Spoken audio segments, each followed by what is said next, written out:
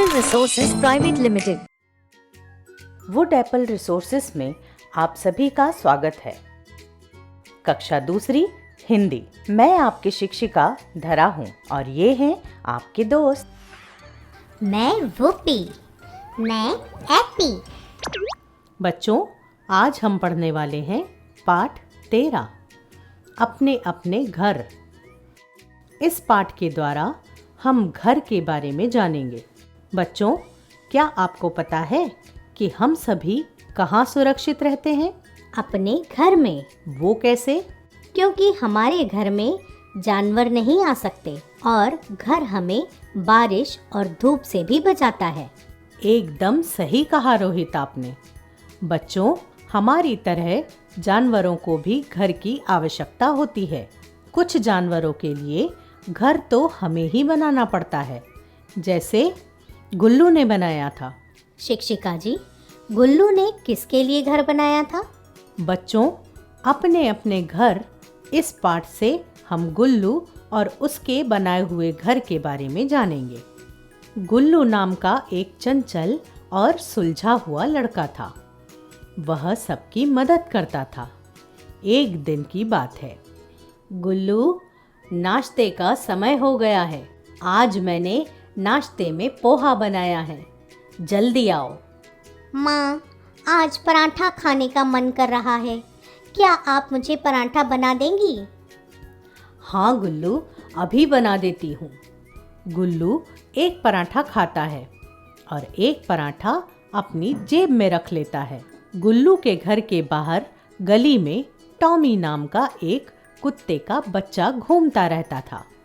गुल्लू उसी के लिए पराठा लेकर जाता है और उसे खिलाता है। गुल्लू को टॉमी के साथ खेलना अच्छा लगता था।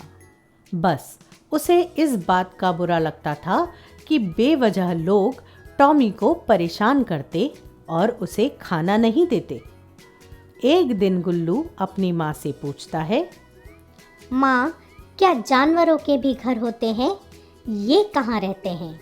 गुल्लू, कुछ जानवरों के घर मनुष्य बनाते हैं, जैसे घोड़ा अस्तबल में और गाय बाड़े में रहती है।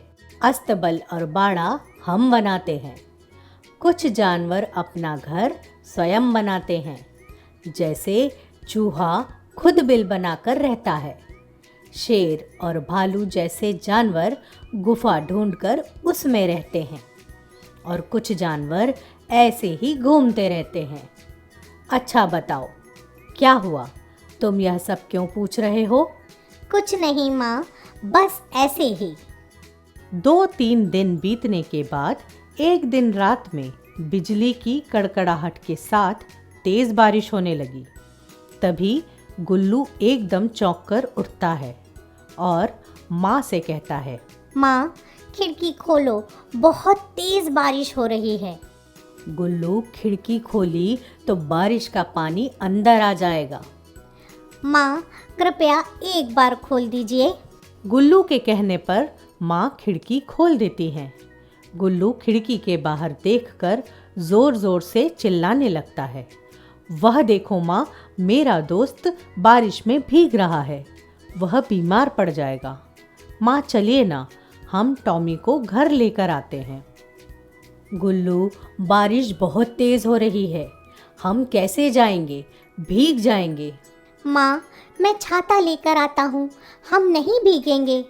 माँ गुल्लू की बात मान जाती हैं और बाहर जाकर वे दोनों टॉमी को लेकर आते हैं। हम इसे रखेंगे कहाँ? माँ, आप इसकी चिंता मत कीजिए, मैंने पहले से ही एक घर बनाकर रखा है।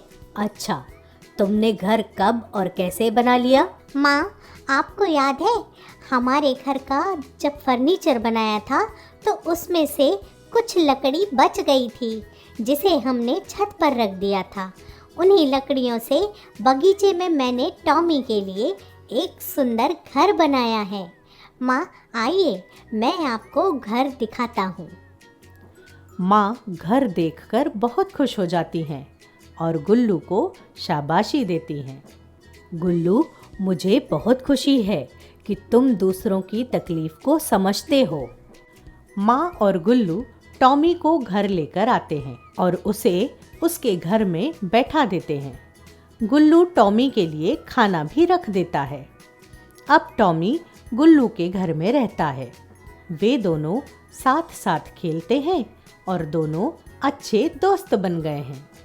तो बच्चों, इस पाठ से हमने जाना कि हमें जानवरों का भी ध्यान रखना चाहिए तथा उनकी रक्षा करनी चाहिए, क्योंकि वे बेजुबान होते हैं और अपनी परेशानी व दुख बता नहीं सकते।